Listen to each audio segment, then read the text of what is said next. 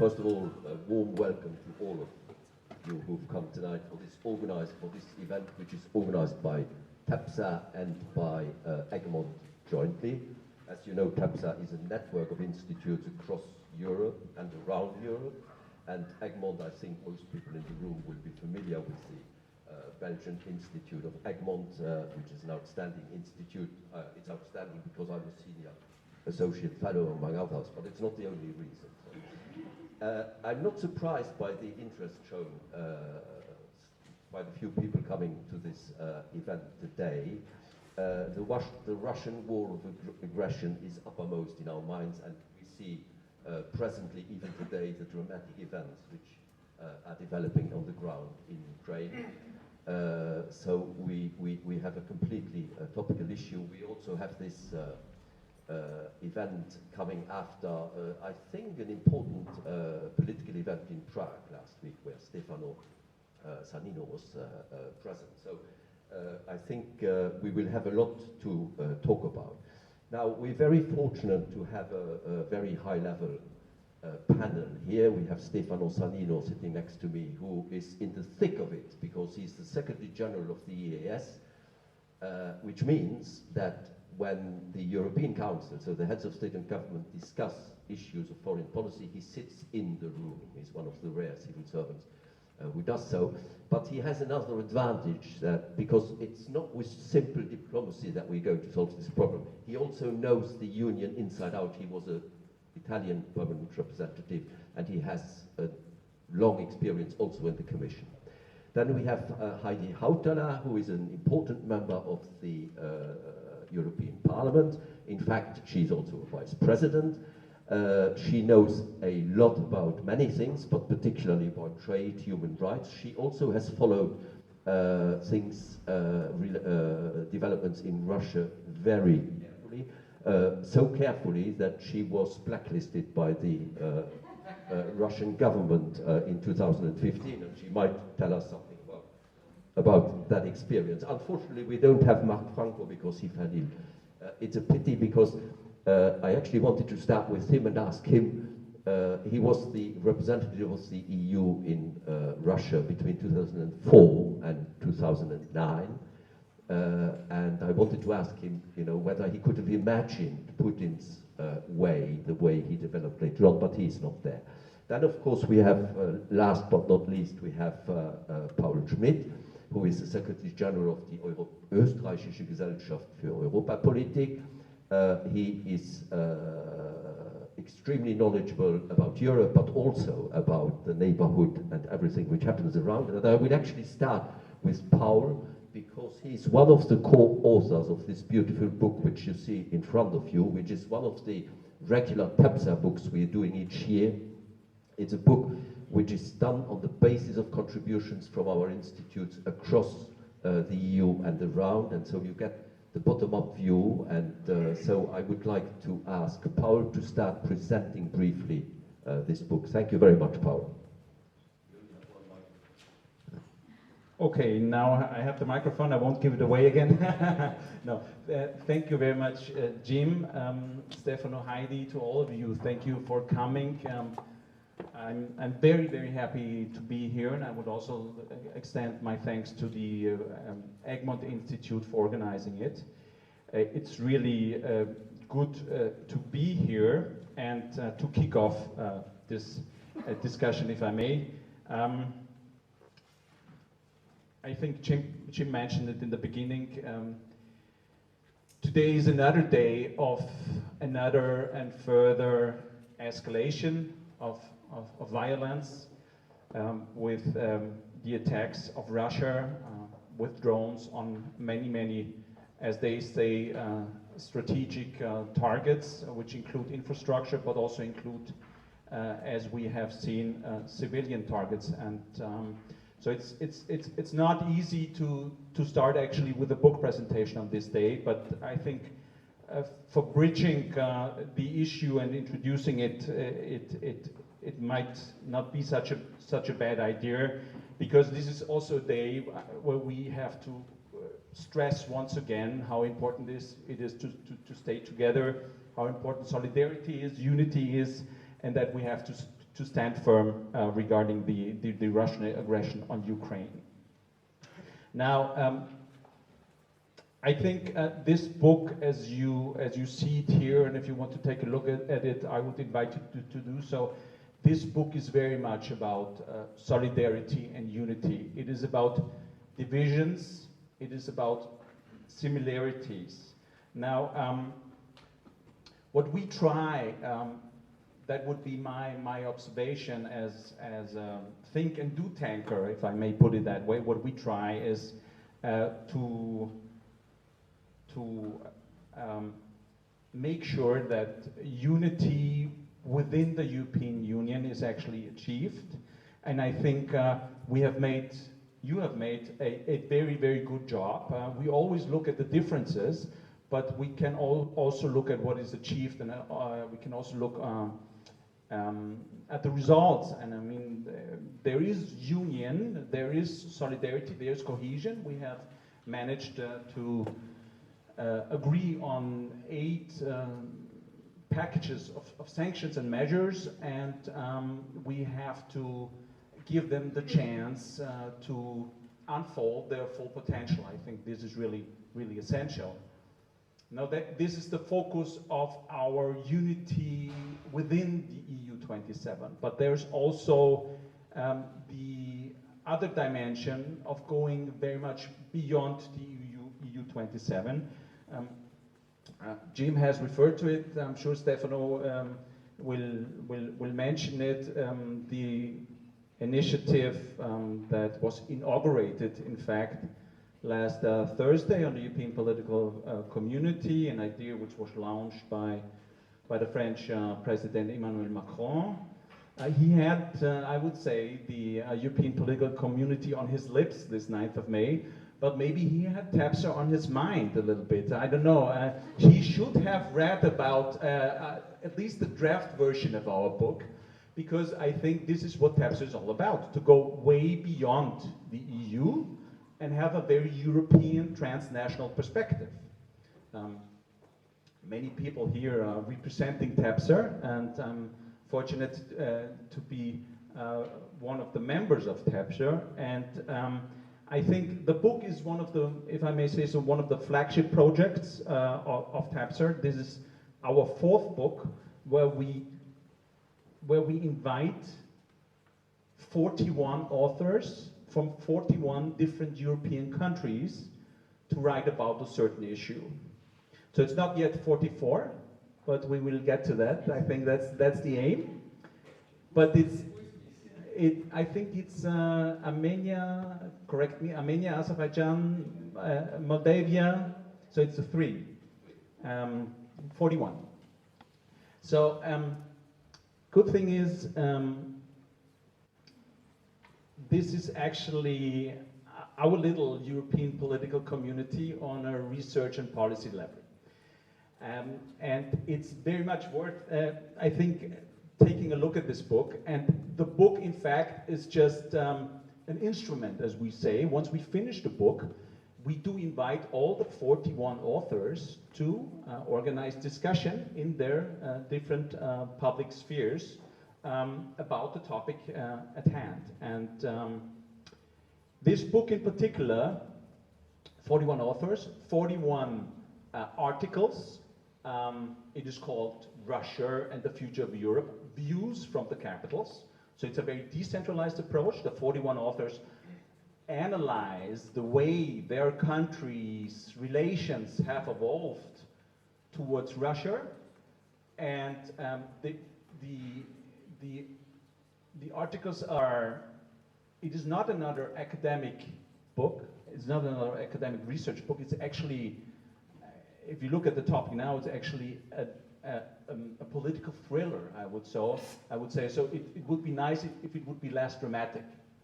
But I also have to say it was written before the 24th of February, but I think it's very good, if you have a look at it, it's very good to see how, to understand or get an idea about the different national realities, maybe, the different national perceptions on how these national relations towards Russia actually evolved. You have a lot of different elements that play into this. Geography, history, culture, business interests, but also what you see very much in the book is how a Russian narrative actually takes place, is gaining importance, and how public opinion evolves. And then you also have, from the authors, you also have recommendations of what could be done. Now, some of the takeaways, and with that I want to finish here my first intervention. I said short, concise, opinionated comments. I think this is very important because it's easy to read, and you can just, it's like a little bit like a guidebook, you know. It takes the reader on a journey through the very diverse political European landscape.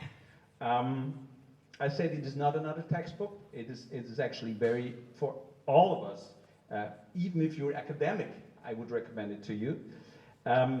It shows, we can talk about it later on, but I'm sure you know many features of this. It shows similarities and differences between the countries, which are interesting to know, to understand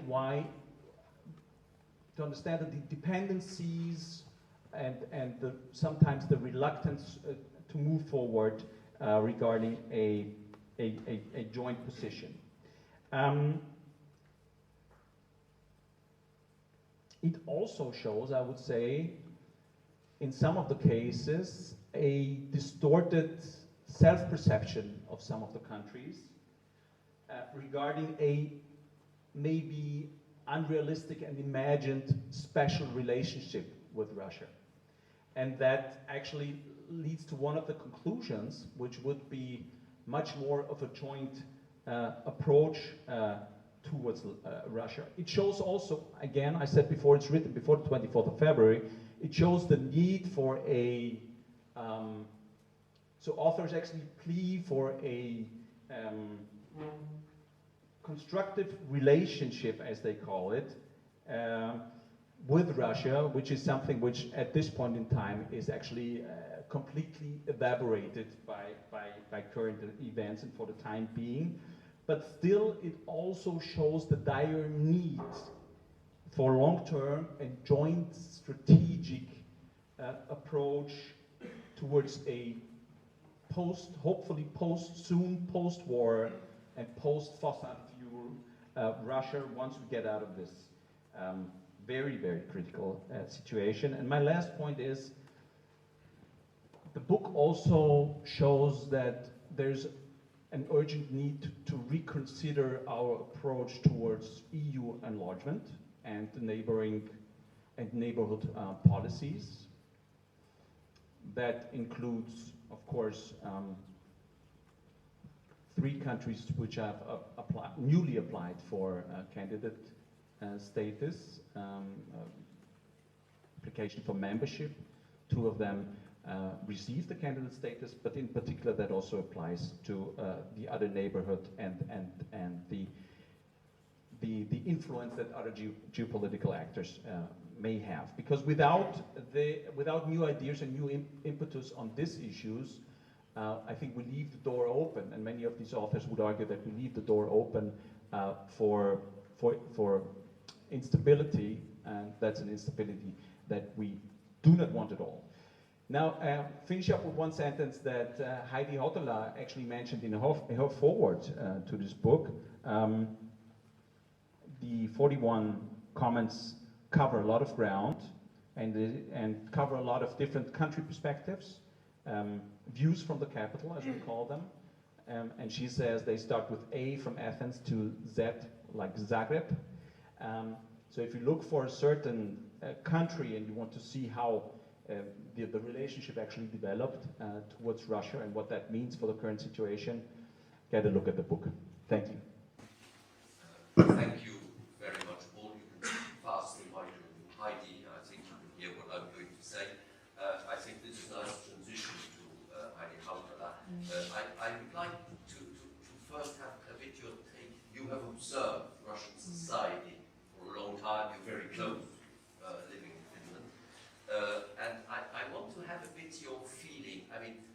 some people say this development of Russia was inevitable. Other people say no, it was not inevitable, and some even blame the West for what happened. What is your take on this? And I'd also like you to maybe already tackle how the Russians try to frame the debate in our societies with a lot of information and disinformation, I would say. Yeah, thank you. As a practitioner and policymaker, I was of course delighted, and I'm always delighted when I get a chance to interact with researchers. So this has been a very good opportunity to learn, and I hope also for mutual learning. So indeed, these meetings with TEPSA in the, I hope in 41 countries will take place, and will then lead us to a next round.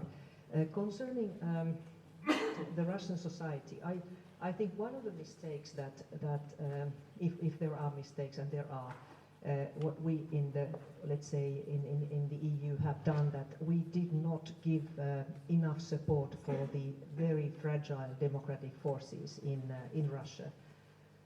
Nor did we do it to human rights organizations, even such very notable ones than Memorial, that now has been awarded with the Nobel Peace Prize last week, together with the Belarusian and Ukrainian organization. But Finland is actually a typical example of a kind of a post-Soviet Finlandization, which continued, and now I would say that the nation is in a process of trying to deal with this Finlandization 2.0. So Finlandization did not stop in 1991. It didn't. It went on a new course, which means that it was again very fashionable to think that these common ties with economic ties, financial projects would tie us together, and yes, surely Russia would become more democratic and start to respect our values. I'm not saying that everything could have changed, but Finland also showed a little bit the kind of a blind eye to the opposition politicians from, let's say, such as Boris Nemtsov and others, who were very eager to talk to European countries and European policymakers. So, and there's a stark contrast with Estonia, which always sort of have had open arms welcoming these figures to their very sort of high-level political scenes. So Finland was not a part of that because it perceived as a kind of a, well, certainly as a kind of a mediator, but also as a kind of a constructive force towards Russia. And that led to very unfortunate developments. For instance, the two financial economic projects that I'd like to mention here is, of course, Nord Stream, number 1 and number 2. So I think 4 or 5 successive Finnish prime ministers said with blue eyes, this is just an environmental issue for us. It has nothing to do with security. So there was this kind of deliberate blindness towards the geopolitical and political, security political aspects and then the big failure was also the Russian Rosatom nuclear power station that was finally cancelled after the 24th of February because of it became too obvious that Rosatom, run by those in the Kremlin, was not a reliable partner. And then, of course, we have seen how Russia is dealing with the nuclear power stations in Zaporizhia and even Chernobyl. So I would say that it's very important that in those European countries where, let's say, there has been a blind eye towards the non-democratic, anti-democratic developments and ignorance and negligence towards the democratic forces, that there's a true Vergangenheitsbewältigung. So Germany, in a way, is I think, a great example of how this has been done and how it has been liberating the country. And let me say finally that I also see that, of course, in Russia, nothing like that has happened. Those who tried, they have been banned. They are foreign agents. They have been sort of sent out of the country and declared unfriendly organizations, etc., etc. And I'm talking about Memorial, who started this kind of Vergangenheitsbewältigung in the Soviet society in the late 80s. So I don't know, I think we are going to discuss the actual situation and the future developments later. But certainly we should still keep being aware that there are those even now more fragile democratic forces, many of whom have fled to Europe. and also to the broader Europe. Georgia is a good example, Turkey. So how can we deal with this new Russian diaspora and support them in these dark times? Can I just ask one question after what you said? The question is, was there a big change? I mean, some people talk about the Reconstruction speech in 2007, and suddenly he turned really anti-Western. Was that something you perceived from your point of view? Well, if I'm talking about the official Finnish perspective, I don't think it was the case, and it's a good question. That where was it actually perceived in such a dramatic light that it actually proven? But then I may need to say that since December 2021, when Russia started to claim back its sphere of influence, that was an alarm bell in a country like Finland. And then I would say that our president coined it all very well when he said that now the dropped. So all the confidence and trust in the big neighbor was gone. Thank you very much. Now I pass the floor to the next step. Obviously, you can comment on what you've heard already. I'd also like you to say a bit what the Union has done over the last few months, because you've been quite instrumental in it. And I would then afterwards ask everybody to not only to say what we've done, but to assess what we've done. But maybe first stay. Thank you, and I have a sense also that it's I don't know, quite dramatic to meet today after what is happening, because it is true that the escalation of the war is there, and I'm afraid it is not the end, but rather the beginning. So it's maybe it's a moment of reflection which is useful. Before coming to what we've done, can I maybe, you have put this question to Heidi, and I would like to respond also myself, because I think that, yes, it was unavoidable. I mean, I think that, to be honest, we can blame ourselves for many things. I think that what we can blame is that we have hoped in the very end that it would not happen, but not that it was not on the cards, because I think it was quite clear in Georgia, and then Crimea, and then the military build-up. So it was part of all this story. A person who knows, let's say, quite intimately the story of the Kremlin and President Putin was telling me that what changed enormously as perspective in the mind of Putin was the period then he had to step down as president and become prime minister and give power to Medvedev. It was the moment when essentially he felt that he could lose power. There was a push with Medvedev to let's say, get rid of him. Then Medvedev at the end decided not to, and the establishment decided not to. And from that point on, something started to click or declick in the mind of Putin. And I think that at least that was his interpretation, but I think it's quite interesting.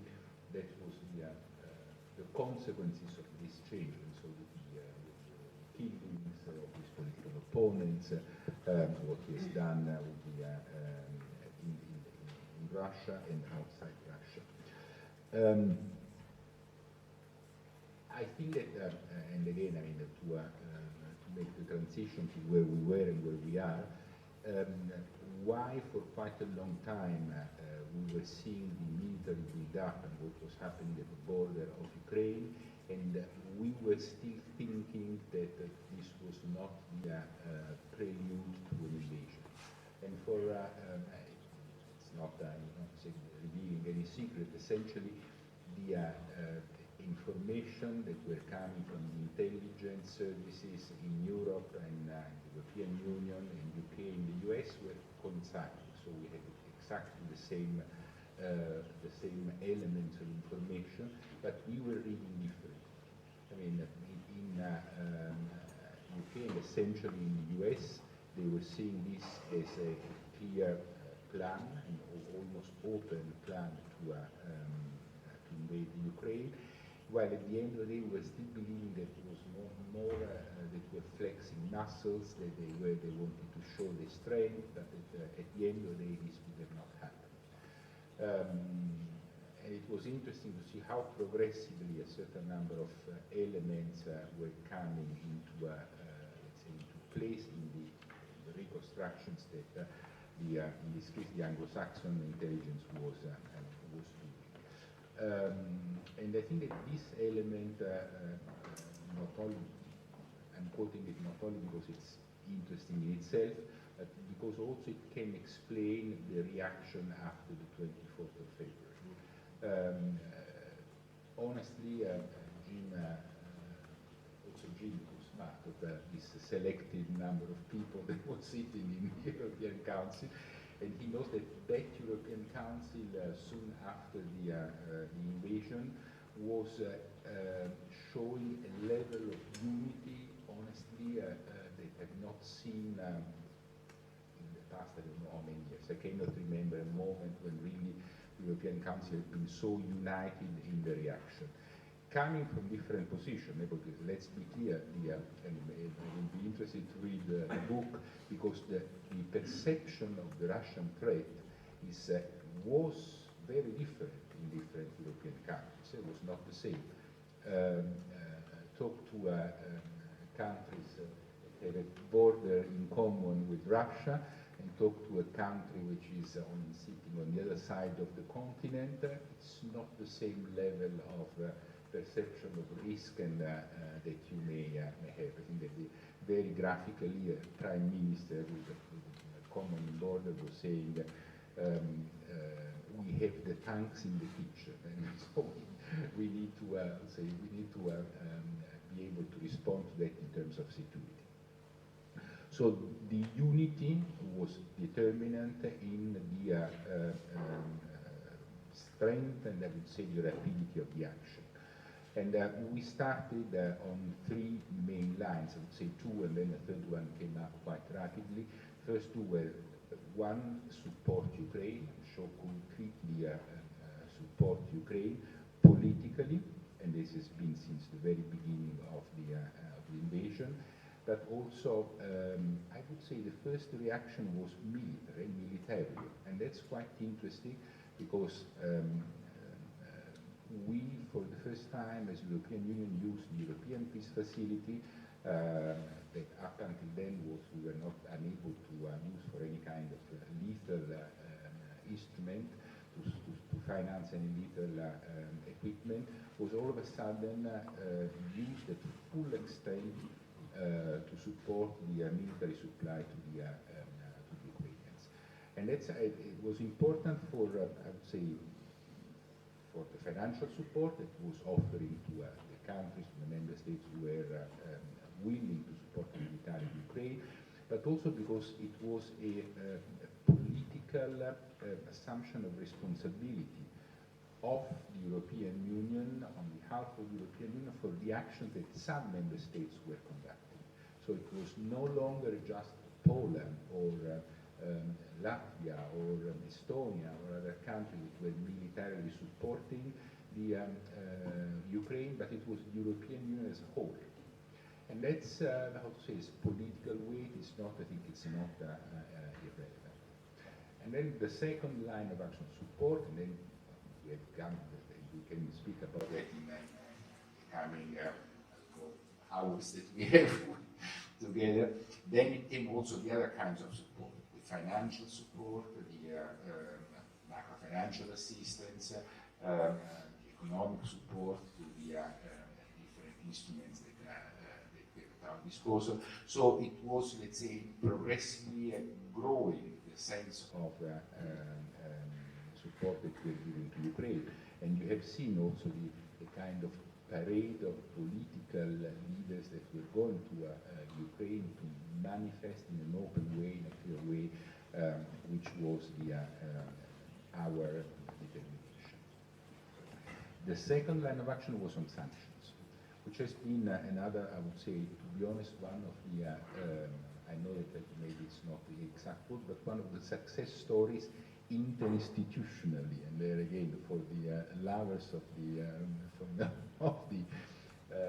issue, it was the sense of unity that was shown by institution to work on sanctions. I think that has been unparalleled there again. Rarely have I seen something like this happening in such a limited amount of time. To be honest, we had started working well in advance. The work on sanction did not start on the 24th of February. The work on sanction had started back at the beginning of January. A very quiet way, without, let's say, making it public, but we had started cooperating very closely with the United States in order to have a package of sanctions, and then with UK and the other like-minded, that could essentially be effective, strong, but also acceptable by everybody. So there's been two very very intense months of work to get there, but it was, I think, very the result was very positive and good, because essentially the European Union could, let's say, come in with sanctions immediately. And then the third, I would say, the third pillar of our strategy was the isolation of Russia. And then came there too quite soon, in the sense that the Security Council was trying to pass a resolution to condemn the aggression. It was not possible, and then it went to General Assembly. And in General Assembly, we needed to have, let's say, enough vote to pass the resolution, and we were counting more or less in the most, let's say, positive scenario, 100 votes, more or less. And we say if we go a little bit beyond 100 is a good result. And the first resolution was voted by 120 countries. So very positive, which was also telling us about the importance of continuing, let's say, nurturing the work with third countries. That's, I would say, if I have to judge now after the number of months, is maybe the area where we are having more problems. Not because I think that the support against, better, not because, the condemnation for the Russian action is not there, but because the consequences of our decisions, including sanctions, has been felt very strongly by third countries. Careful, I'm not saying that the crisis is a result of sanctions. I'm just saying that it's because at the end of the day it's the result of the decision of Russia to invade, and also the number of other causes. The price of energy was going up already before the invasion. But that's where we have more difficulties, and I think it is our big challenge for the future, how to preserve a sense of unity without necessarily putting third countries in front of a choice, which is a complicated point. I think that I should stop there. Thanks very much, Stefano. I think both you and also Heidi has made this point, that maybe particularly because there was disbelief that Putin would actually invade Ukraine, the reaction, the shock was such that it has created a unity in spite of divergent views and sensitivity. I think that's a very, very important point. What I would like maybe to come back to, because certainly you've already answered to some extent the question I wanted to ask, is how do you assess the EU action? Now, in terms of unity, as you say, it was impressive, but I would like maybe to ask Heidi first, and then Paul, and maybe again Stefano. Have we done enough in terms of sanctions? Have we done enough in terms of support, be it military or economic or otherwise, and all of that? So maybe have a slightly more critical assessment of the detail, starting from the assumption that we've rather managed well in terms of unity. Heidi. Yeah, I think it's good to look a little bit in hindsight. If if we could have done more. But then let me still say that apart from the support has been given, the sanctions that have been set, the 8 packages, and the military, the weapons support to Ukraine, if it is modest compared with the United States, for instance, we still have to understand that it's Europe that kind of bears a big part of the consequences of this war. 1 million refugees. We have to be thankful for Poland. And by the way, there's been a very sort of good, should I dare to say, side effect of the war, that now Hungary and Poland are not anymore so united together, and this has helped. I'm sure that if only Hungary says that Patriarch Kirill should not be on the sanctions list, that I think he's now isolated, isn't he? Anyway, yes, it is. And then apart from the refugee issue, there's of course the energy crisis, and that is a huge crisis. But I still would like to say that we couldn't have gotten a better reminder of I guess it's originally a Chinese proverb, but every crisis is an opportunity. And now I haven't seen anything as strong-willed as this transition towards the green transition, let's put it this way, that we have to become independent of Russian fossil fuels. But I think the Commission is very consequent and consistent that it's not just the Russian fossil fuels. We have to get rid of dependence of foreign fuels, and we have to combat climate change. And the prices mean that, for instance, in my country, every person realizes now that they are a part of the electricity market, because they can regulate their consumption. And it's just that the incentives are not quite there. But the price, of course, is a huge incentive. And those who suffer, they hopefully will be compensated by the member states. But I would say that we have to put this size of the support to the framework of what else is happening because of this war. So I'm not sure I could ask for more, but there will be more. I'm sure there will be more, especially after today, right? Thank you very much, Heidi. You made an important point about fossil fuels, because you were certainly aware of what has happened in the oil market over the last few days with the decision of OPEC to drastically lower production, which is support to Russia and an attack against the West. So I think your point is very valid. We do not want to come from one over-independence into another one, which can be just as dangerous. Paul. Now, you've asked 2 questions.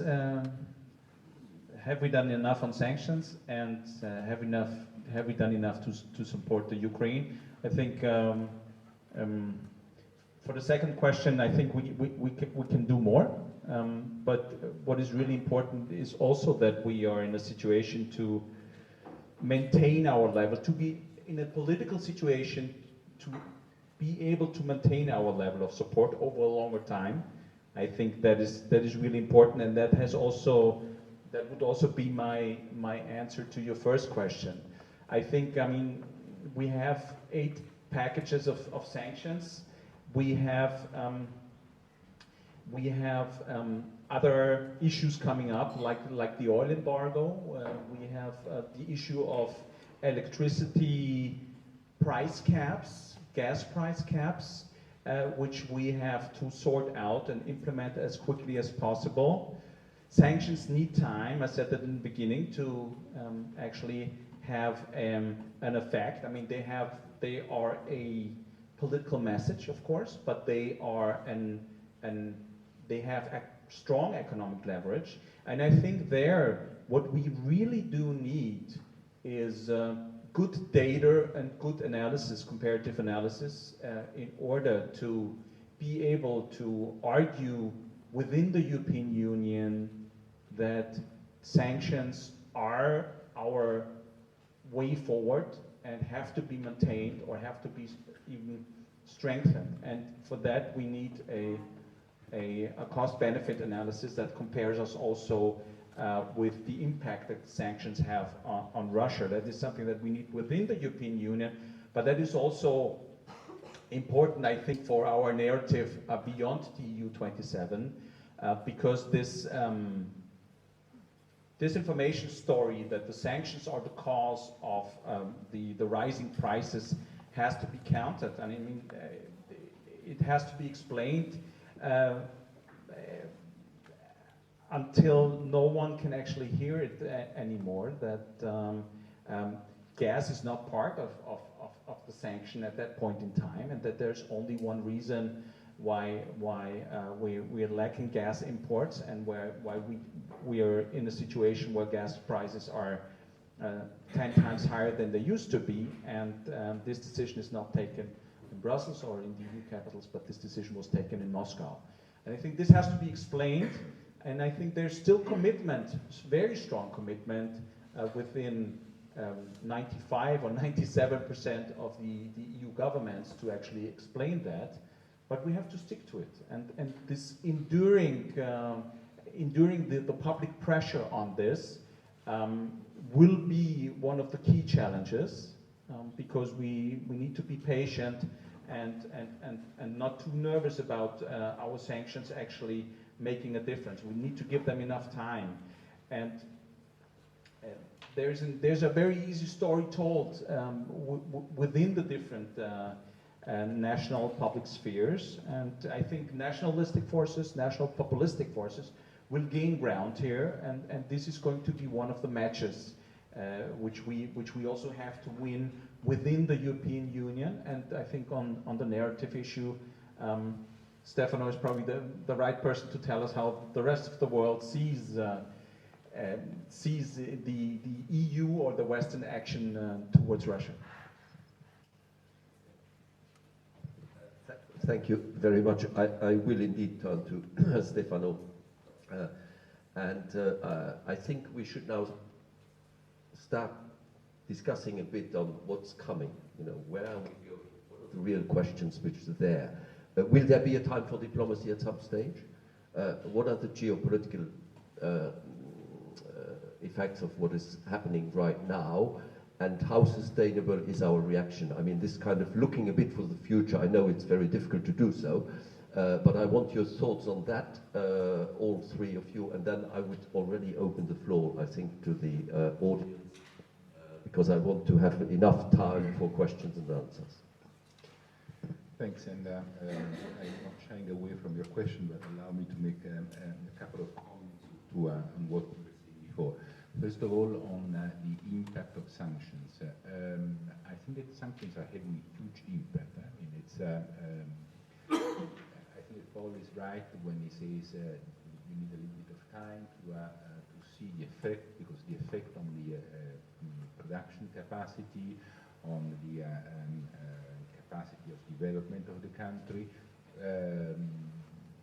that is already there, and it will be even more visible in the future.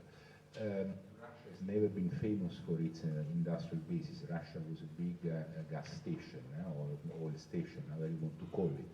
So that stays, but even the extraction capacities are now starting to be put in question. So again, the strategy of creating uncertainty in the markets and getting the price going up is paying off. OPEC is making them a big favor from that point of view, but still, I mean, I think that over time, the impoverishment of the country will be visible to everybody. I think that there is maybe one thing that also would like to react about the how you say that it may be seen as our reaction or our effort modest compared with one of the United States. I think that to be very fair, not because I'm a firm believer in the relationship with the US, and I like it very much, but I do not feel that we are doing less. We are, and you said it, we are taking the big part of the economic weight of this. The trade between Russia and the rest of Europe was incomparably higher than the one with the United States. It was very, very limited. And this is having an impact on our economic environment. That's And the price of energy is generating a progressive delocalization of some of our industries, for example. The industry of fertilizers, which is essentially shutting down in Europe and moving to other places where the cost of energy is less significant. While we are paying energy much more, and again, no criticism about this, but the United States is being paid LNG much more. So it's Norway, not only the United States. So we are taking on us a lot, I mean, and we want to be willing to do more. And then we transition with your question about the sustainability of the reaction, and if I can put this way, also the resilience of our society. How much are we ready to pay? How much do we want to accept the fact that we are part of this war? Because we are, essentially, we are siding with one of the two countries that are fighting, and we are supporting one. We are supporting militarily, we are supporting economically, we are supporting financially, and hence we cannot be surprised if Russia is starting to target us. It's starting to target economically, as they've done with energy.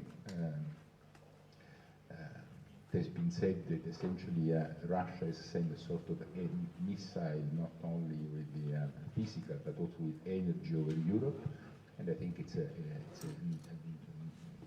proper way of putting it. It's targeting with cyber attacks, and we're seeing that, for example, what has happened in Germany, but also what has happened with the Nord Stream 1 and 2 between Sweden, Denmark, and Germany. So, I mean, all this is part of the story, and if we are going to, and coming also to the point, what else can we do, how we can, what Heidi was saying, will there be more? Then depends a little bit on us, how much we are ready to accept that we are not heavily eating on already, that we have to cook our pasta, we do only the first 2 minutes with boiling water. No, it's a half a joke, but it's true. I mean, now there is one of the pasta producers saying if you have only the first 2 minutes boiling, then you switch off the gas and then you put a cover on the so that you can have the pasta cooked well but let's say saving some energy. And if I don't know how many millions of pasta rations you have every day, that could have been another. Again, joking apart, there is an effort that we all need to do, and I think that we are all starting to do it, to understand that there is that our actions, also our small actions, may have consequences from that point of view. But that's the point. It's about the resilience of our society. For the time being, I see once again around the table of the European Council the consensus still holding. Some, let's say, bemol here and there with some provisos, but the consensus is there. But it will be also for us to tell our political masters that we are ready to take up more on our shoulders.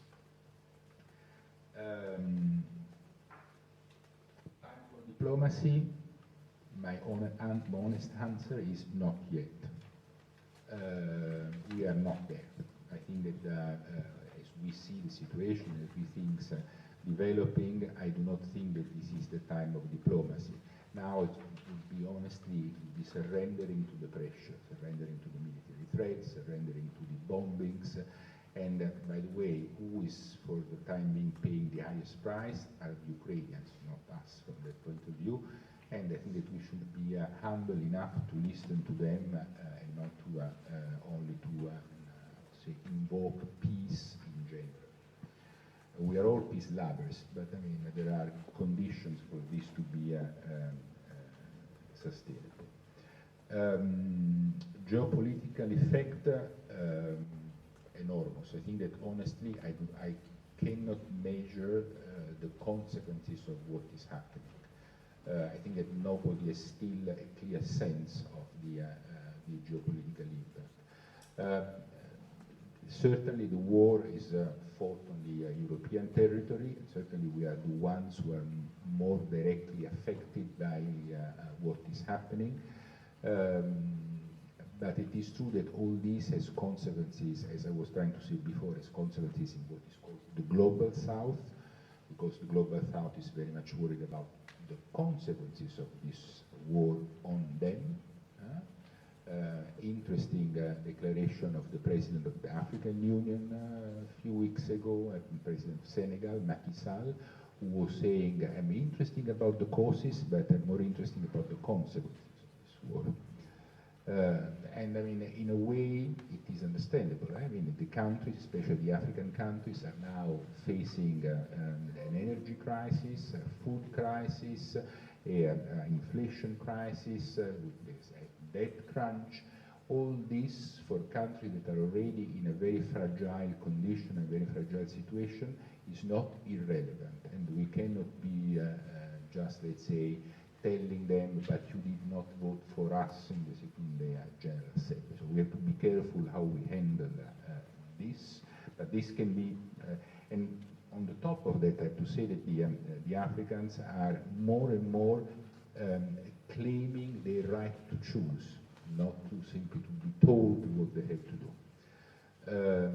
So a reaction and a reaction of the global south, and I mean what is happening there, we don't know. It's still not clear. What is happening with China, which is the other, let's say, big elephant in the room.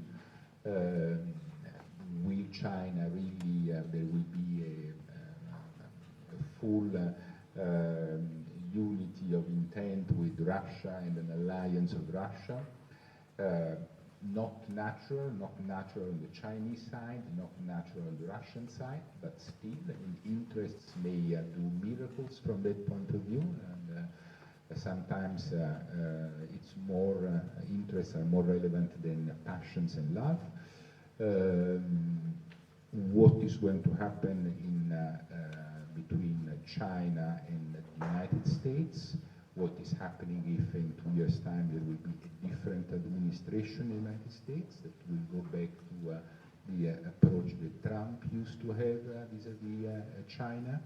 So there are a number of question marks that are there, and I think that we do not have all the answers. I think that there are some trends that one can detect, and I try to outline some of them. But still, how to say, this has been a tectonic phenomenon, and we have not yet settled, I think, in what could be the future world. Certainly very different from the one that we used to know. Thanks very much for a very substantial answer. I think one point you made is absolutely clear, and it's even clearer because it builds on what has been going on since 2008, that the European Union has to get stronger, develop its capacities and its resilience. It's a no-brainer, like the Americans said. But over to Heidi. There were quite a lot of things which Stefan... Yeah, he said many of the things that we needed to know. Starting from the narratives, Paul mentioned especially the narratives. I think we have to start from within the EU, because we see already there's some opinion polls have been asked from European Union member state citizens about who is guilty in this. Is it the West, is it the EU, or is it Russia? And already there's a huge discrepancy between, for instance, Italy and Finland, where I think Italy has a lot of people who understand Russia's interests much more. Like in Finland, it's 90% say that it's Russia who's guilty of this war, but it's much less in a country like Italy. So we have to take care of the narrative at home of all these conspiracy theories and whatnot. Then second point I would wanted to make that I think it's difficult to see what is sort of unfolding in front of our eyes in another way than It's a kind of a last battle about the Soviet Union. I think so. It can go wrong, it can go right. But if you look at what's happening sort of in Kazakhstan, of course, it's still a kind of a police state, but there's a new president whose name Putin has forgotten. He cannot pronounce Kassym-Jomart Tokayev. So because he kind of Putin wants to ignore him because he's embarrassing, because he's going his own way. He's not going the Russian way. So what happens in Central Asia and in the other republics is really very interesting. Will there be more partnerships and more genuine partnerships between the EU and some of the Central Asian countries? For sure, I think that is already underway, Uzbekistan, Kazakhstan in particular. But then something that I think is also happening is that we are kind of forced to leave certain taboos behind. For instance, that Ukraine does not have the right to become a member of NATO. I think we have 9 EU member states who say that in principle this is possible, or it's right. Maybe it's not happening in the next, I don't know how many years, but there were very few of us who said half a year ago, even 3 months ago, but now Putin has crossed certain lines. And we see that Ukraine has to be able to defend itself also in the future with the help of an alliance.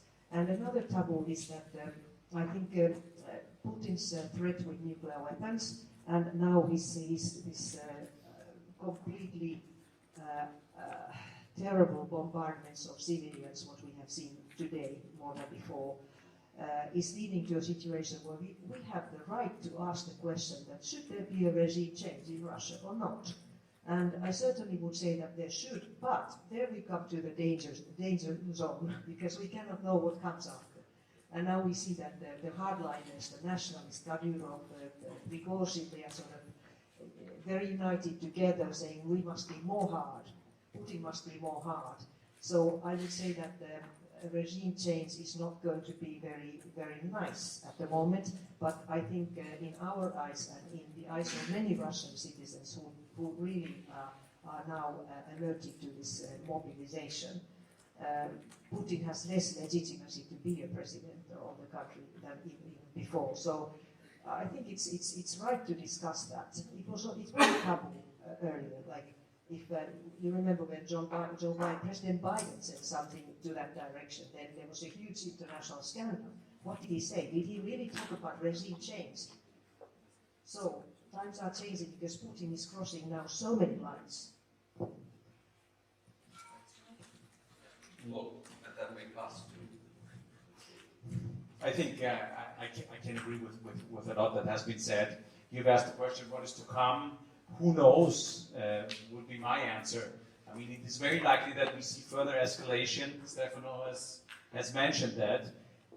It is very likely that we will be very much tested on our unity and on our solidarity. Division would weaken us, and I think we can only be a geopolitical and international stronger actor.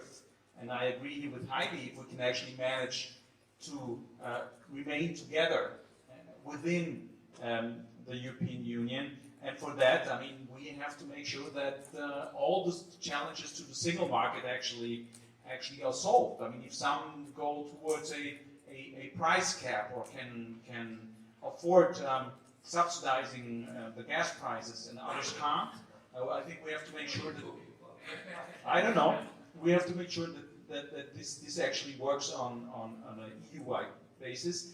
And for that, we actually need, I think, a clearer message by the governments, because public support is not something which is an automatic phenomenon. You have, I think, there needs to be much more communication on renewable energy, on saving energy, on how this transformation in these times can actually take place. We might be talking also in many public discussions much more about future trade agreements, but let's call them maybe TCPA, trade and climate protection agreements. Might be more popular, and it might include some issues which which others also think about. Security will be much more on the table, also in countries that haven't dealt with those issues so much before. This is nothing that can be only solved nationally. For that, we need much more European integration. And maybe this is also a time for much bigger investments. But if I look, for example, at what Ursula von der Leyen, the President of the European Commission, has said regarding the amount of money that is actually invested from the Corona Recovery Fund, it is not much. So we have to really speed up here and make sure that the money is actually invested. Maybe we have to, I don't know, we have to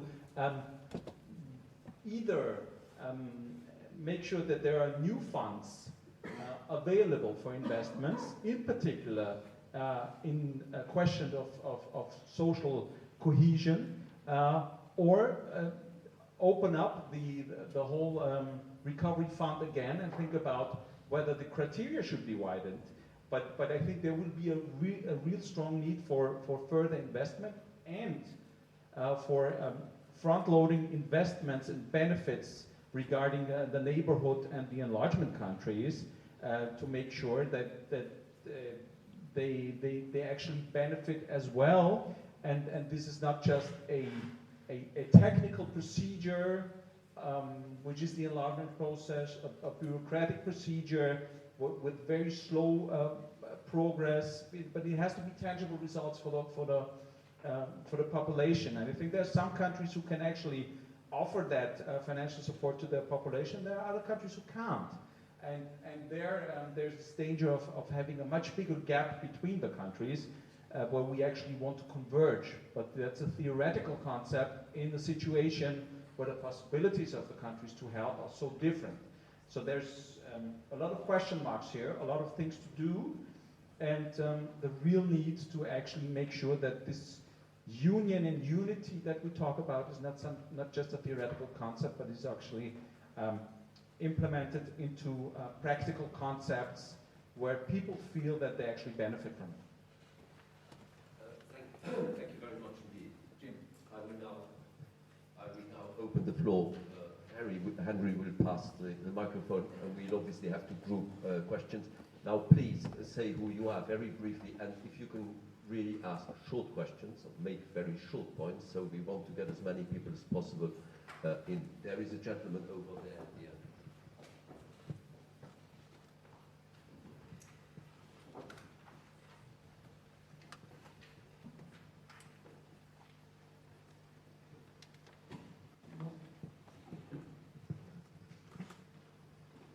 Hello, thank you. My name is Peter Kiss. I'm working for the European Commission. And so my question would be along the lines of, you said that we were for decades blind to the real nature of Russia, this danger of dependency on gas, etc. What do you think now is the blind spot for the EU? I mean, you might not know, of course, because it's the blind spot, but what would you estimate to be now the blind spot for the next couple years, maybe? Interesting question. François over here. Yes, my name is François. I'm senior advisor at EGMONT, and I have two questions that may be short. First one is considering the results of ABC, the political result, the main achievement was to define for the first time in history the borders of the peninsula, the European peninsula. How strong are these borders, considering that within the borders you have member states, 27, you have acceding countries, you have non-EU states, and you have many spoilers? That's my first question. My second question relates to what was mentioned about EU losing the South. You refer to votes taking place in the General Assembly of the United Nations. My question there is, what's the plan at the EU? And when I say what's the plan, I'm thinking about the speeches that I heard, and you heard probably, about the reform of the Security Council. Couldn't the EU play a role in this? Thank you. Merci beaucoup. Over here, and then the gentleman over there. Stoiker, TEPSA board member. I have a concrete question to Stefano Sannino related to EPC as well. Do you see it as a good intention of geopolitical and geoeconomic discussions and a contribution to multilateralism in the 21st century? And if you do so, do you foresee any concrete institutional collaboration between the External Action Service and future institutional setup of the EPC? And if so, what kind of cooperation that would be? Thank you. We talked a bit about that before. Hello, Lorenzo Canonico. I have a question about whether there are any talks at this moment to give mandate to any decentralized agency like the Agency for the Cooperation of Energy Regulators, for example, to work on energy independence of the European Union rather than just the technical parts of the energy management. And on a personal note from your side, I am curious to know whether, what is your opinion on what Putin's endgame is in the conflict in Ukraine?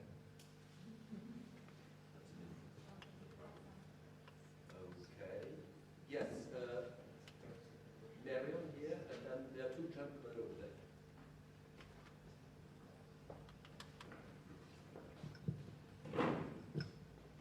Well, thank you very much for your interventions.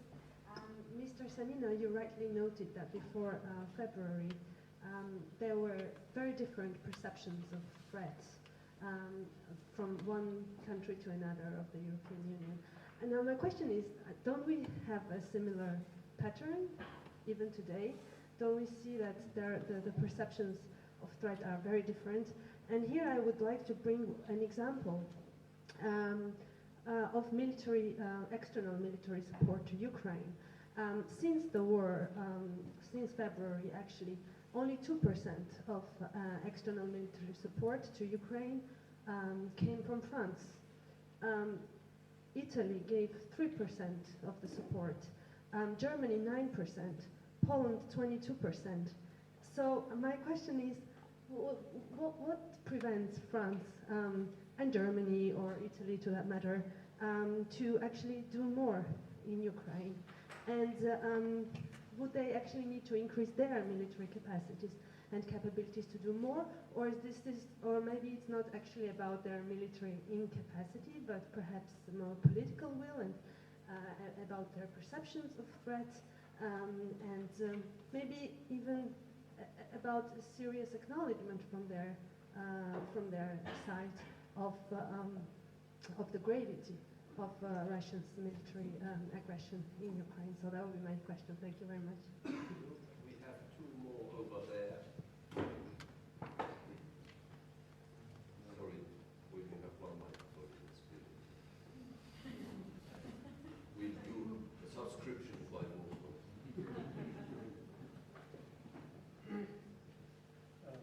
Hi, so my name is Paul van der Werf from FIFA International. So my question was regarding the unanimity requirement in foreign policy. So I wanted to ask, what is your opinion on the future of this unanimity requirement, and whether there's a viable option of Europe à deux vitesses to make more decisive action against Russia? Thank you very much. Thank you very much. And we have another one there, and then I see a lady here and Jean-Louis. All right. Okay. Yeah. Yes, ma'am. Good evening, Nico Sagers, alumnus of the Geneva Center for Security Policy, currently with Belgian Police. My question relates to the topic we had discussed before, the third countries, relations to third countries with relation to the war in Ukraine. I would like to point to a recent article, a very interesting one, which was in the Washington Post by former NATO suckers James Stavridis, titled "Putin is pushing Serbia and Bosnia to back his Ukraine war." I'm not going to recite the entire article, but recommend you to read it.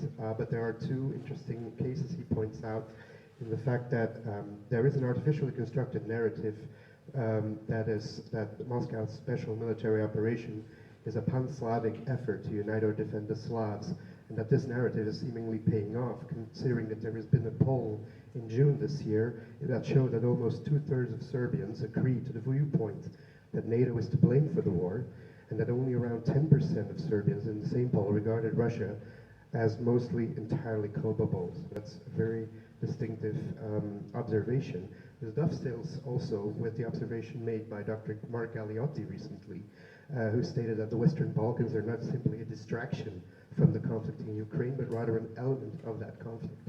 So what actions do you see viable, Mr. Sanino, within the European External Action Service to engender a sort of domestication of the pro-European narrative and to debunk and override the falsehoods and cleavages in Bosnian and Serbian civil society? Thank you. Now, there was over here we have a lady, and we have Jean-Louis de Bauer. Since you're on the way past, might go to Jean-Louis first, and then we come here. And then I think we'll close. Sorry, Mario, the speaker. Otherwise we'll never get the answer. Okay, right, okay. It's good. As definitely we are planning not to leave any stone unturned tonight, I have a question about, the reconstruction of Ukraine. I know that today, more than ever, the end of the war is unpredictable. But a couple of months ago, there were a lot of talks about, the huge investment that would be needed to rebuild Ukraine, and also the consequences of these plans with regard to the fate of those displaced benefiting from temporary protection, the 7 million something which crossed the border. The decision has been taken today by the Commission to extend that temporary protection regime until March 2024. So my question is, are these talks still there ongoing? Are people, there were plans, even the Commission was quite forthcoming in making some proposal concerning how this should, how much funds should be channeled and how this funding should be coordinated. Is this still on the radar screen, or has everybody forgotten about it? Thank you very much. And then here in front. Thank you very much for this very interesting presentation. I think the purpose is to encourage debate between policy and the academia. I'm with the academia, I'm with the BUB. And the question is, in the academia, we do tend to take longer time horizon, and we do lessons learned. And one of the questions is about EU soft power in a longer time horizon, because what at least we're seeing currently, the Russian government controls the narrative. And what are the mechanisms that EU still has, are there any left, to maintain or rebuild soft power in the medium term range? Thank you. Thank you very much. No, thank you. I'd really like to thank I would like to thank all of you, because you've been extremely disciplined, and the real questions you've been asking. So I will ask our three panelists to pick and choose. I simply say, there are questions on the EPC, there's question on the military support, there's question on reconstruction, there's question on the unanimity of foreign policy or not. There's a question on agencies. I think I got, there's a question on Serbia, a difficult one. I don't know who's going to answer that one. So I would suggest, that each of you pick the questions you want, but there is one question which was right at the beginning, which I want you all to say something to it. What are our blind spots today?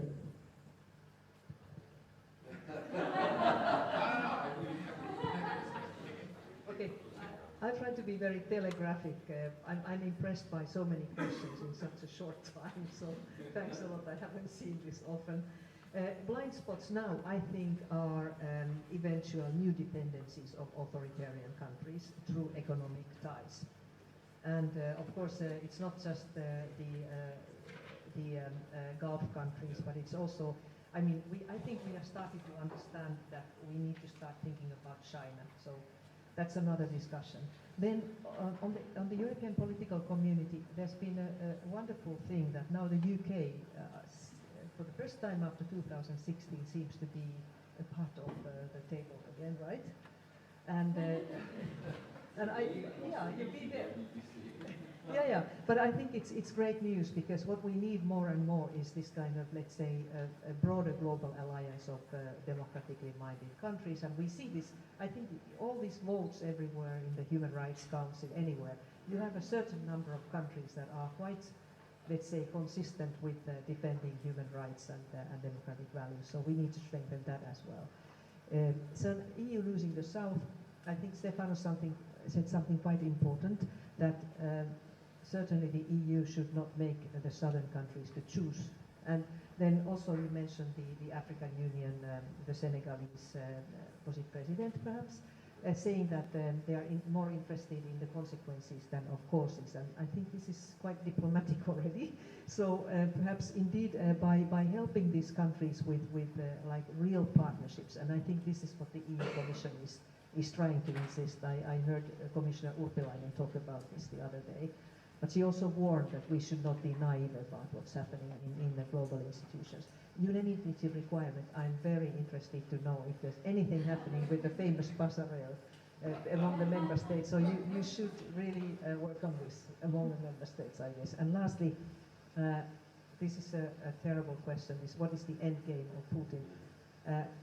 I think today, again, he came back to this question of the regime changing here. Is that an end game, or is it what? Is it possible? But he hasn't said that for a while, and he hasn't bombarded Kiev for a while, I believe. Lastly, the EU soft power and how to combat Russia controlling the narrative. Well, I think there's been great developments in understanding the cyber dimension of warfare. I think just last week it was revealed that 17 quality outlets were sort of imitated to give the Russian narrative on the war. And so there's also good institutions. There's this strategic communication center related to NATO in Riga, and there's the Helsinki hybrid whatever center. So we're also working much more together, and NATO is of course an important part of it. So I keep it to this.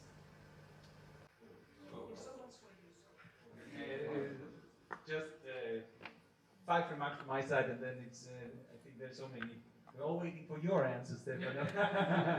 I don't have the answer. I just have questions. No, blind spot. I might not call them blind spots, but I think on the narrative issue, I think we have made progress, but there's still much more to do. I think we're still lagging behind there on the fight against disinformation. There's so many elements to this, and also if I look at the different articles here, there's no one size fits all. It has to be adapted to regions, to localities, to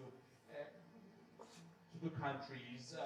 It has to be adapted to culture, linguistically. There's so much to do there. I wouldn't call it a blind spot, but that's a huge uphill battle still, I would say. The second point I would make here is public stress. I think there's a lot of stress testing which we will see, and stress testing for politics to deliver. To look at a certain number of dependencies that can make us vulnerable, that can be instrumentalized in the future, like Russia has done with gas. My first instinctive reply would have said that the blind spot is China at this moment, or to do in order to, let's say, again, to reduce the vulnerability that we have vis-à-vis China. But it's true that it's applicable also to other countries, it's not only China.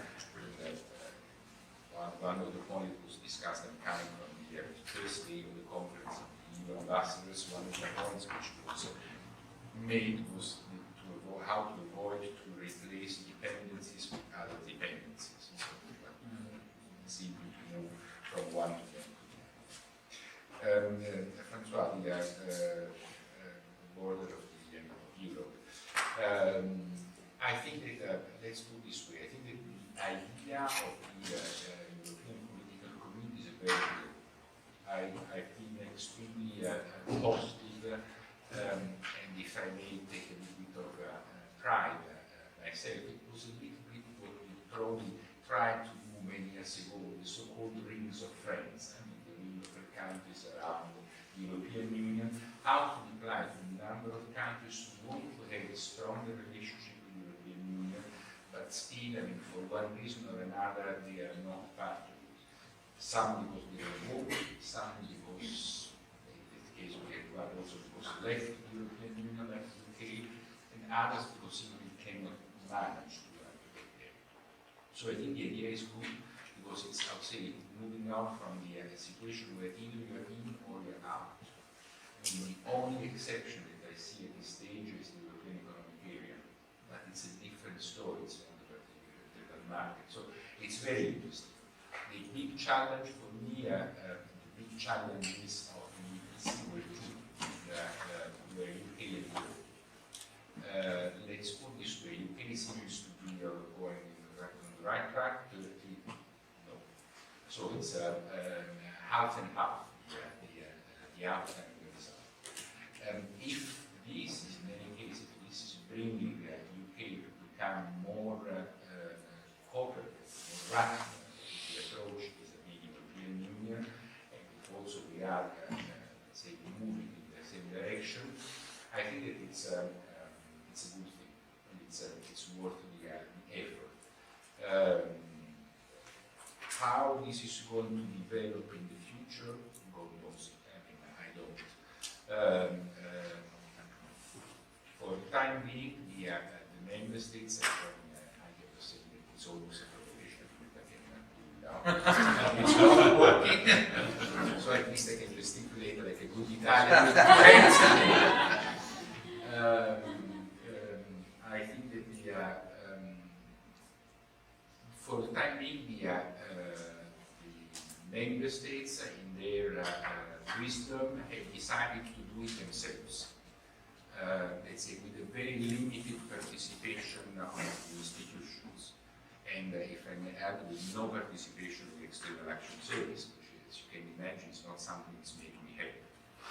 But again, that's the choice. They are the owners of the game. So I think that it was interesting because during this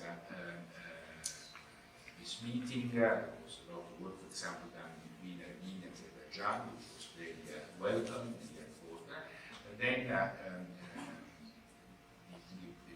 the presidents who were there to then were turning to us saying, and now we have to organize a mission and a monitoring mission. So it's interesting how to say that. I mean, to do the policies we are incapable, but to implement the policies then we become capable again. So it's a little bit of a schizophrenic approach. I know that is let's say, the point of view of the institutions, and sorry to be so emotional about this, but it's a little bit, to me, the future is there. The idea of having a sort of G7 style mechanism, I don't know if it's working. Because you will have very uneven results. And then, in any case, at a certain point, a part of the political platform, which works 1, 2, 3 meetings, then people say, okay, now we have talked a lot, but now what are we doing? And in order to do something, to need institutions, again, because they are the ones who have the, let's say, the instruments to mobilize the whole structure. So, we'll see. It can be something fantastic, or it can become the Union of the Mediterranean peace. So it's a little bit, the choice is there. Sorry, I'm blunt, but it's what I think. What is the plan for Africa? I don't know if I think that the plan for Africa is very complex. And we have been working on this for quite a few months, to be honest. We've done a very granular analysis, country by country, to see which are the instruments that we have, what we can do in each and every country, starting from the political dialogue and moving to the operational assistance, to global gateways, to green, digital, and whatever else.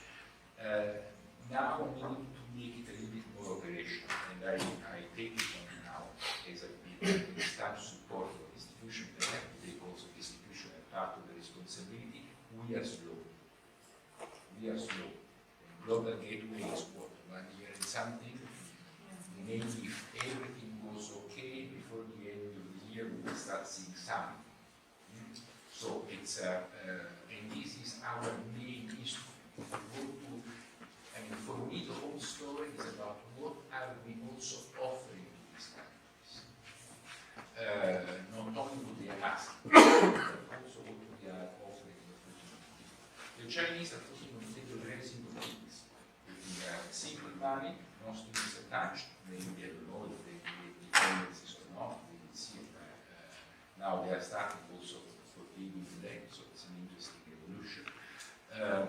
They are offering, they don't want to be criticized, they ask not to be criticized, not to be, let's say, told about human rights and human rules. For the rest, they are ready to sell videos, surveillance equipment. They are the first supplier of surveillance equipment in Africa, which is an interesting way. And I want to speak about in a public about the other things which are less speaking. Our offer is much more complex because we are human rights, rule of law, non-corporate jurisdiction, anti-laundering, taxonomy, deforestation. Which are all good things. All good things, but they are we should stop preaching. It's my personal view. Well, Socrates. We will try to see if we can manage to organize, let's say, we will try this from this month, if we can really start to make operational this offer and see if it works. But for me, this is the real ground where we need to test our capacity, because it's a model against another model. The Chinese model, with all the limits, has shown a certain degree of effectiveness. Whether we like it or not. I'm not saying that I like it, but that's the, for this country, it's the reality. I think, yes, we are working on energy independence. Yes, we're working on how to become independent energetically. Not easy, once again, because we have a lot of limitations which are imposed. I say something popular. France has become self-sufficient energetic during the atomic energy. You have always a quid pro quo. I mean, you do something or you pay something. They are in a very comfortable situation. France is in a very comfortable situation compared with other countries. They are not. They now just again we are saying we have to bring, we have to see prospections. So how this then will let's say going to fit with the work on Green Deal and the green of the economy, I don't know. It's but is there. I don't think it will manage to come to complete energetic independence, but to a much more balanced supply and sources of supply. Yes, we can do a lot. And Jim will remember that back in 2016, we had already agreed that we should have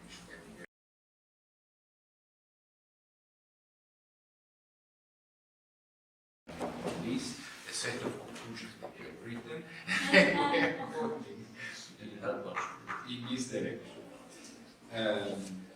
Putting ends game. I'm starting there again, I'm sorry, but a little bit negative. I think that when you go too far, it's difficult to go back. It's very difficult. So I'm not, but I think that what would be important to understand is how this solving is happening. How this is, I mean, I think that more or less, and I hope at a certain point there will be something happening in Russia, but how this is going to happen, it's an interesting thing to see. This will determine also the future and also the way the next possible leadership in Russia will happen.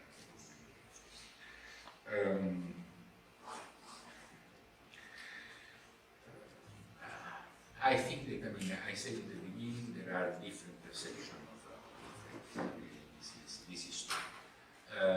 Highly, we were saying at the beginning that in Italy, we speak about the country of the best, so not speaking about the others. I take responsibility for this. It is true that Italy has always traded with Russia, it has always had a very strong relationship, and had prime ministers who were very friendly with Putin. Even my former boss, at a certain point, it was a lot of work that we done with but that was also a different moment of Putin. Understand? I mean, it's the Putin again before his first or second term as president is not the Putin of today. Not a nice person, but still being someone talked.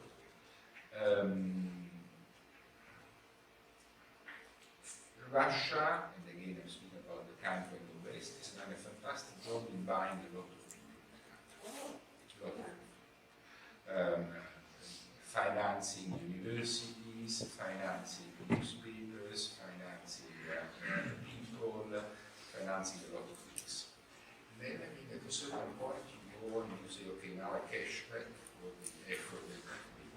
So it's changing, I think that, but you still, I don't like this sort of TV shows and TV talks, but you see some of this. Why are we spending less, or why France or Italy are spending less? A number of reasons. I think it's also in a way the preoccupation of what would this imply in terms of confrontation with Russia. That some other countries of the European Union are much less worried about. But it's part of what you were saying. It's part of the different perception of the threat. Unanimity. You want what I should say, or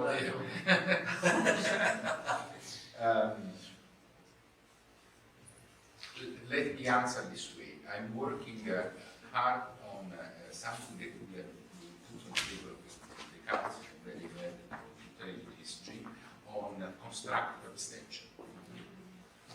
At least help us to overcome some immediate problems. You know that isn't the treaty. Yeah, but this one. But there is a problem with constructive abstention.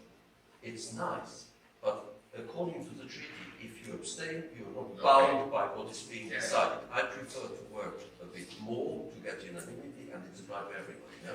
Yes, but I mean, there are moments where essentially I prefer that Hungary or Poland say that we don't want to know about gender, but they limit gender in our documents, because in any case they won't do anything with gender. So I mean, that's at least we can do. If the others want to do, we can do.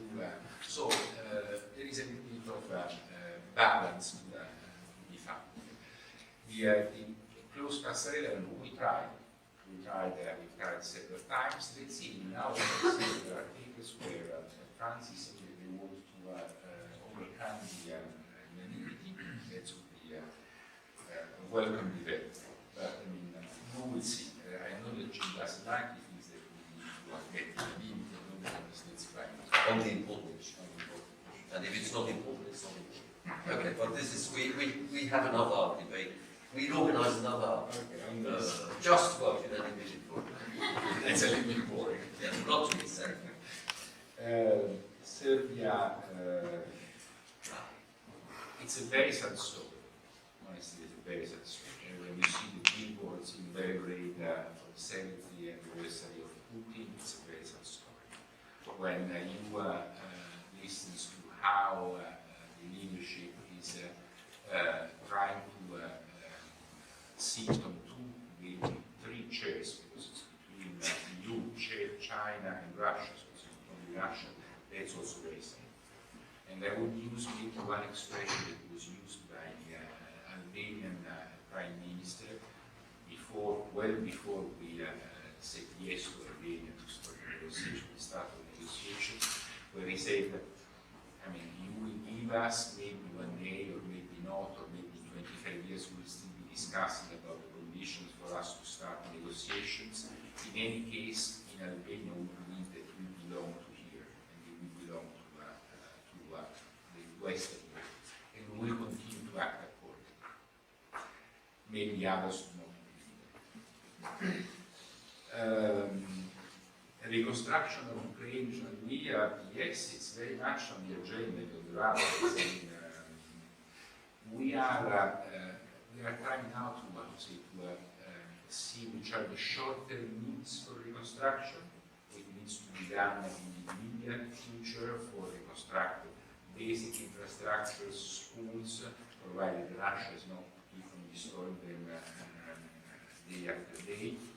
And it's relatively limited, I think 1.9 billion, if now I'm going, maybe the figure is not correct, but around that amount of money for doing this. then there is the big reconstruction of the country. And nobody really knows how much is it.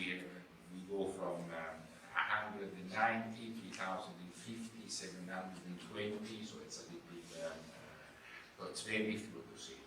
There will be on the 24th and 25th in Berlin a conference on expert conference on reconstruction that should try to make a first assessment. But again, the Russians keep on destroying as we speak, so it's difficult that you assess as long as the situation is not stabilized. The Commission has been very forthcoming in saying that we want to create a road, to create this platform where other institutions also come in. It is evident that this is not an effort that can be done only by the European Union. You need not only the United States, the G7, but you need the international financial institutions, and you need the private sector to come in. So there is still a lot of work to be done, but it's very high on the agenda. It's one of the points that continues to figure high on the agenda, and you will see very likely also something in the conclusions of the next European Council on the 21st of October. I think that we can stop there because of soft power high Thank you very much indeed. I think we've covered all the ground. It's of course impossible to summarize, and I will even try to. I just finally make 5 remarks. The first one is times are dramatic and they're very dangerous. Secondly, as Heidi said at the beginning, times of crisis are also times of opportunity. My third point is the EU doesn't have a choice in terms of getting stronger and resilient. We've tried and managed, we've begun doing it, and I think it's positive. I think we're more resilient than we think, but it will be tough. My fourth point is I like the question which was asked about blind spots, because that is the questions we should be asking, and we haven't asked enough in the past. We have to ask them now systematically. Not only the question on blind spots, but we also on blind spots, but we also have to ask the question, what if? What if this happens? We have to envisage things and then work actually. And my very last remark is that my feeling is that with the EU we have a fighting chance to tackle the challenges, but without the EU we don't have any chance whatsoever. Thank you very much. I would like to thank the staff of EGMONT and the staff of the Council Council Secretary. I mean, that was a short lapse into my past history. I would thank very much everybody, the audience. I think we agree. And of course, give a big applause to our panel. I think they have been very outspoken and very good. Thank you very much.